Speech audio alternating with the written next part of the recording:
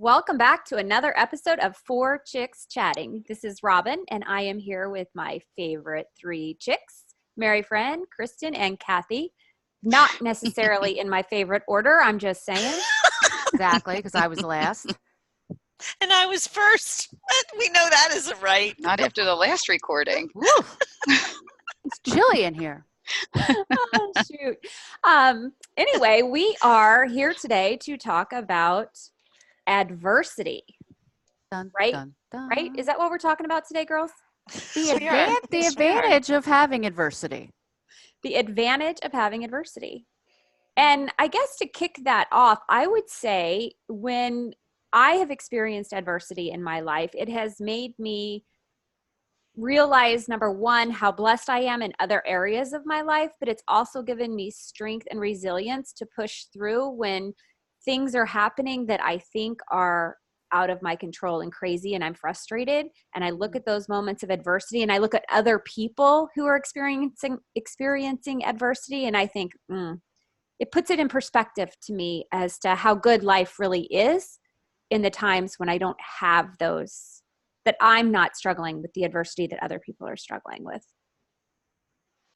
So can I be I don't know why I do this. I have to know about what the word means all the time. I don't know why I do that. But can I, we'll set, as Robin has set us up so wonderfully to dive right into this, if we can talk about what it actually adversity is. And in what is this, dictionary.com, it says misfortune and difficulties. And some synonyms are hardship, distress, disaster, suffering, affliction. Boy, this is a stellar episode to really, get you on a nice high. But those are the kinds of things that we're talking about. Trauma is one of them. Mm-hmm. Bad luck. Some people think that they're just born for bad luck. There's all the Eeyores that are listening are like, singing my song, chicks. Yeah. And then there's us Tiggers. But you are a Tigger for sure. You are so a Tigger. Those anyway, those extensions are like, her tails. Boing, boing, boing. All right. I'm thinking that was positive. It was. No, it was absolutely meant to be positive. I mean, if out of all of us have had such adversity and have maintained such a positive attitude, and I mean, look how well you've raised your kids, and they're happy and they're functioning and all. You are definitely a Tigger. That's a good thing. Well, let me just tell you, just this weekend, I was having my nice little chat with the man upstairs, and I was like, dude, I get it. I'm really good at bouncing back, but my bounce is getting a little tired of bouncing. Like, give it to somebody else. Come on now. Good God. But I will say the more, okay, the bright side, the more you get better at bouncing back and being able to use adversity to your advantage, the more opportunities you have to practice. Mm-hmm. Look, I am done with the practice thing. I can move on to something else now. I think I've become a professional at this. Anyway, but yeah, so the guy that wrote the foreword for my book, Thriving Blind, Eric Weihenmayer, is the blind mountain climber that climbed all 7 summits after losing all of his vision. And he's kayaked the Grand Canyon. He does all kinds of things. But one of his books is The Adversity Advantage. And if you're on our YouTube, you're seeing the book right now. And it's a whole big, long, almost like a textbook on how you harness the power of adversity and use it to your advantage. But he actually says that there's a continuum, and I think this will be interesting for conversation because most of us probably are in the first part of the continuum. But the way he talks about it, it's like a mountain. When you're climbing up a mountain, he said you have the most people at the bottom of the mountain, and the fewest make it to the top. But when you do make it to the top and you go through a continuum like this, oh my God, the power that you can harness, right? So he says at the bottom is avoiding. Hello, where most of us sit. Denial. And then you go into surviving, where you're literally just surviving. But then you go into coping, then managing, and then harnessing the power of it. So I like that breakdown. I like that a lot. Yeah, we'll definitely put that in the show notes for everybody. Mm-hmm. Yeah. Yeah. That I think everything is a process, and we've talked about this before. A lot of it is an emotional process. A lot of it is the way that we look at these things and we approach things. And yes, adversity has all of those negative connotations. But the one that I think was left out is that it's a teacher for building resilience. And it's not fun. It's not a fun game to play. It's not a fun lesson to learn, but it provides you with these lifelong then tools that are always at your disposal to pick up the next time. I have, my mother has said this to me because, years ago when I was just, a young mom and all this other stuff, every little thing that went wrong, I was like, oh my God, oh my God. And now I'm kind of like, all right, bring it, whatever, just bring it. We'll deal with it. Because what else you got? yeah, exactly. Because that's what the point that you get to when you go through adverse circumstances, you realize, okay, I can deal with this. I don't want to deal with it, Right. but I can. Yeah. Kristen, when you were talking about the example that Eric gave when you're at the mountain and you have the most and you're climbing and climbing and climbing, I was thinking of it as, when we're at the bottom too, and things aren't as hard and aren't as challenging, you have all your people there, like everybody's there. And then, but as the situation grows and changes and gets worse, you feel more isolated, more alone, more challenged, and it becomes harder. I think a lot of times. So that analogy, I think, has two sides to it. Mm-hmm. Yeah. That's kind of how I was looking at it, Robin. Like everybody's like, yeah, I gotcha. And then as it gets harder, like, no way, man. I'm not going to help her. I'm out. And everybody kind of drops off. She's too much for me. Yeah. But I have to Mary, but I can't do it anymore. Not anymore. No. Okay. So to Mary Fran's point, I have a teaching quote and from this wonderful woman we all know and love, Maya Angelou. You may encounter many defeats, but you must not be defeated. In fact, it may be necessary to encounter the defeats so that you can know who you are, what you can rise from, and how you can still come out of it. I love that. Isn't that nice? I love that. Yeah, I think there's so much value in the when you're going through it to grow. Well, what is our buddy Chip Baker? His book is Growing Through Your Go Through. Yeah. Oh, I like that. Continue to grow and get the new tools you need and become. That's how I think that when they say I came out on the other side better, because but there are a lot of people that just sit there, let it happen, and they're in that coping mode and they don't really grow after that adversity. But yeah, that I like that quote, and I love that Chip put it that way. Grow through your go through. Mm-hmm. Sometimes I think it's too hard to, though, in the moment. Sometimes you are just surviving. Oh yeah. I mean, sometimes you are just coping to get through, but I think it's what you do with it afterwards sometimes. When you look back and go, okay, so this happened and I did this, and sometimes just the knowledge that you can get through builds your resilience. Because sometimes we look at these things and think I'll never make it to the other side. And you do. Mm-hmm. Whether it ends up being the way you wanted it to be or not, you still make it to the other side. There's the this too shall pass thing. But sometimes coping is all you can do. And I don't think you beat yourself up for that. You just cope. So that reminds me of something. When my dad was sick and dying of cancer, so many people said to me, "Oh, I know what you're going through." And I got to the point, I got to the point where I actually said one day to someone in the middle of the grocery store, "Oh, you do? Your dad had cancer and died too?" And they were kind of taken aback, but I was like, if I ever said that to anyone, shoot me, because not one person knows what you're going through. Mm-hmm. No situation is ever the same. And if I have learned anything, if I learned anything through that experience with my dad, one was that I don't understand what anybody else is going through, and to never ever say that, to just be there, to listen, to support, to just be there.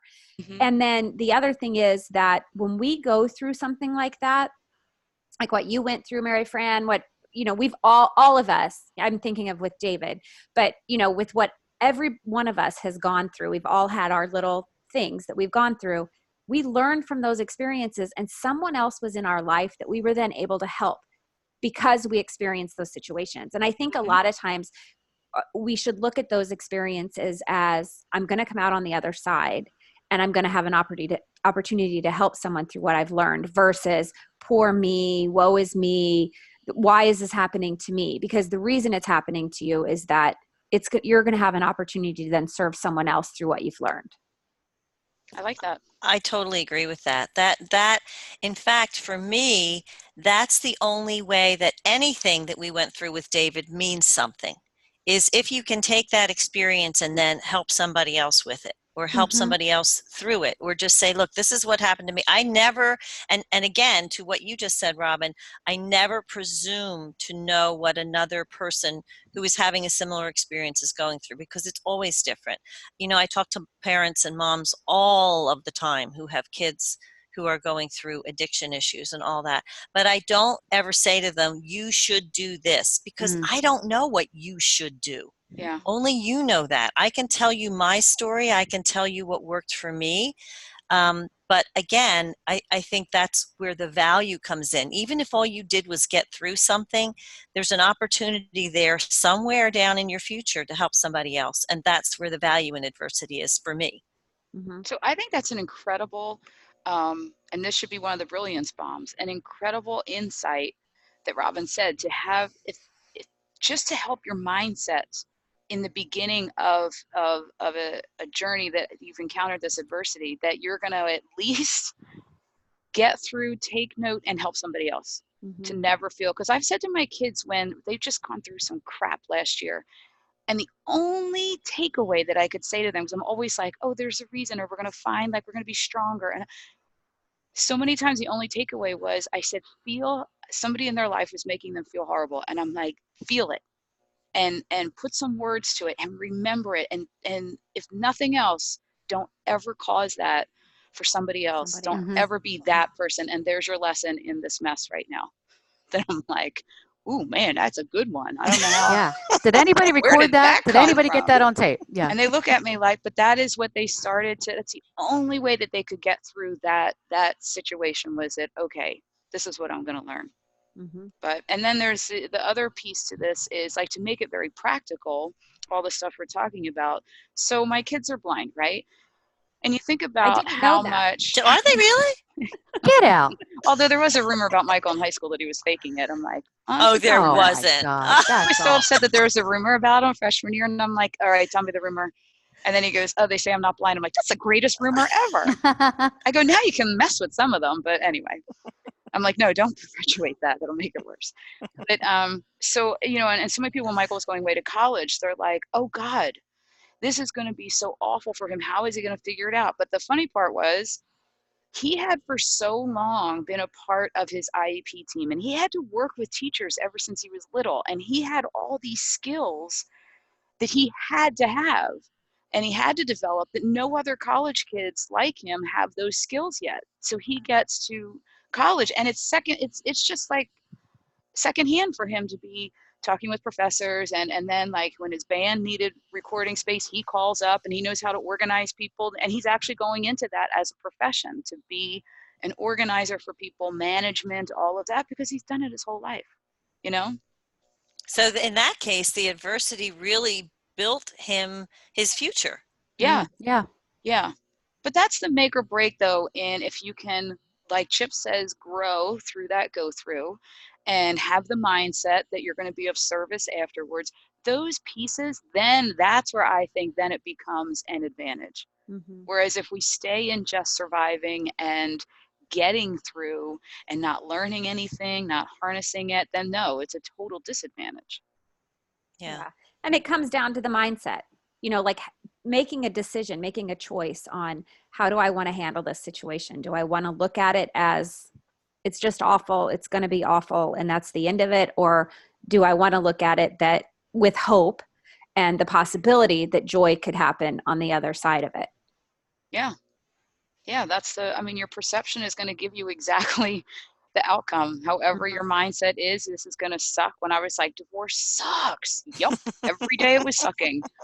And I'm like, all right, I'm going to be that person that's smiling in a couple of years. And then I went, and I aligned myself with more positive divorced people. I let go of the ones that were just going out of their minds, and found the right support groups and stuff like that. And here I am, the happiest person ever.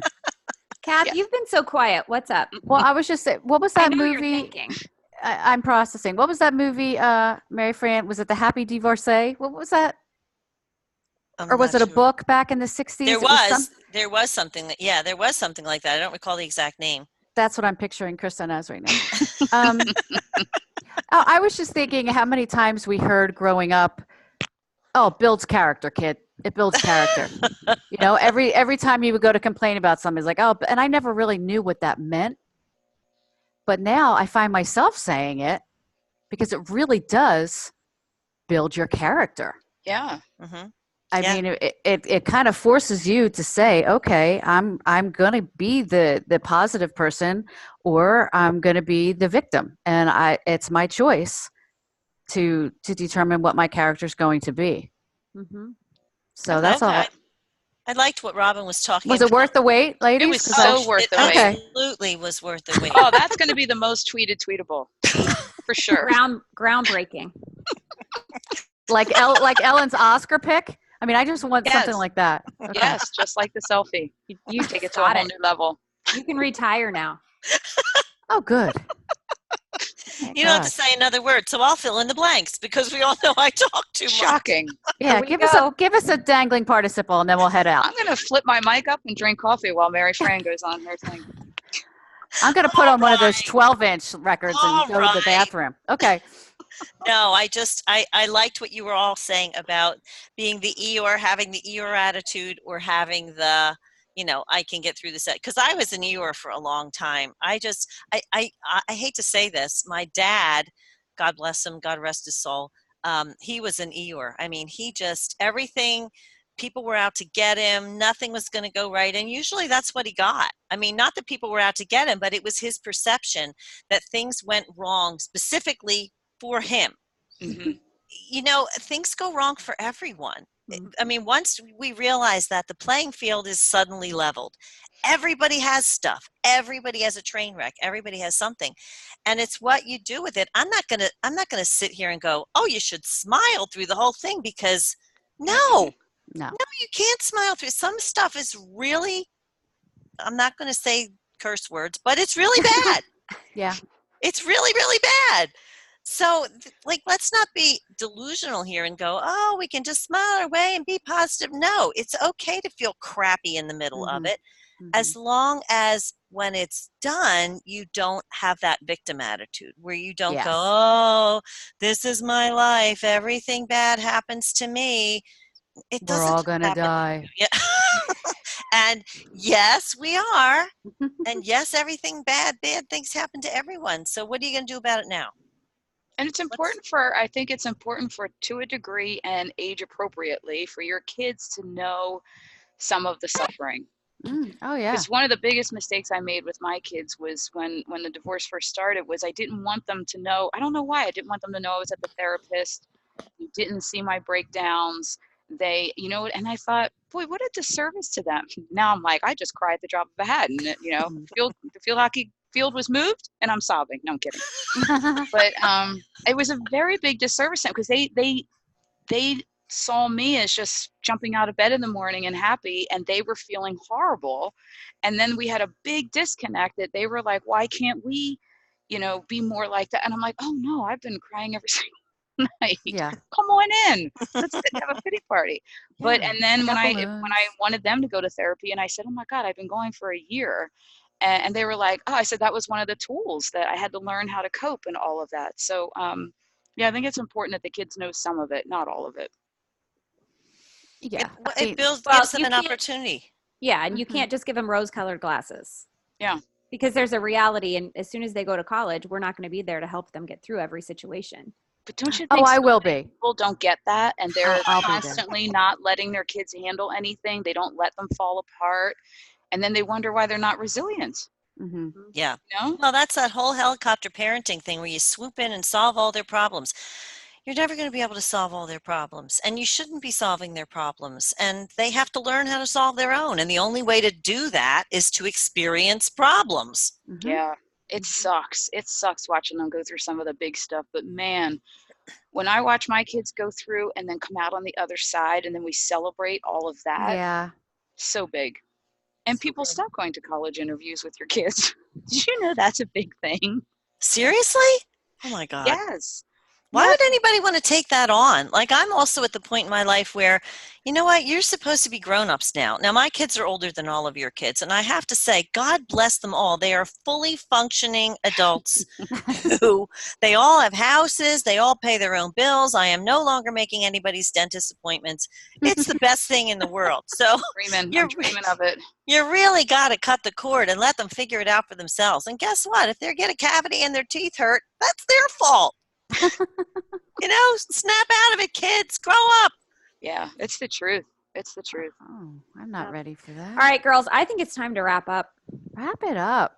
Wrap it up. Okay, so who brought us in? I don't even remember. I think I Brave Sir did. Robin. I think you did. Brave Sir Robin. Yeah. So that's your nickname, which is kind of really funny because we're kind of talking about bravery here.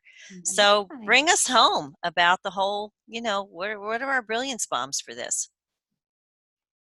Well, Come on, girls. I think the biggest thing that we've all kind of talked about, each one of us in our own way, was having what our perception is going to is really going to determine the outcome, and choosing a mindset of positivity versus being an Eeyore.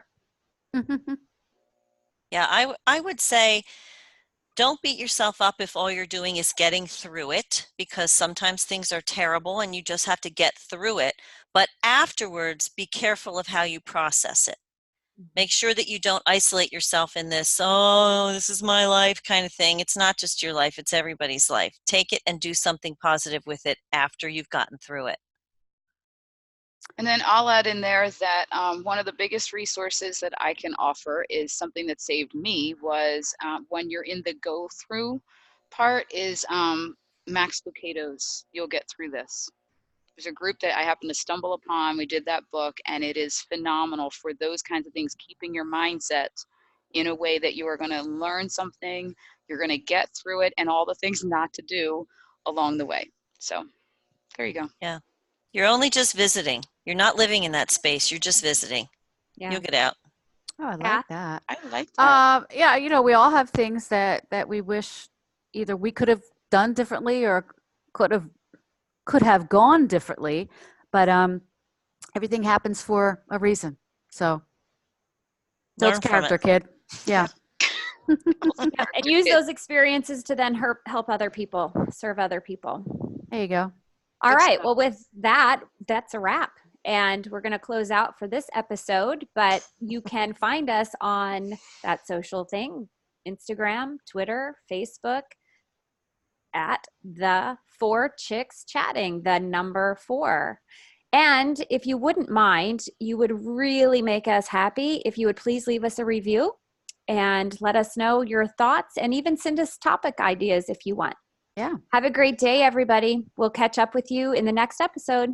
See ya. Bye-bye. Bye.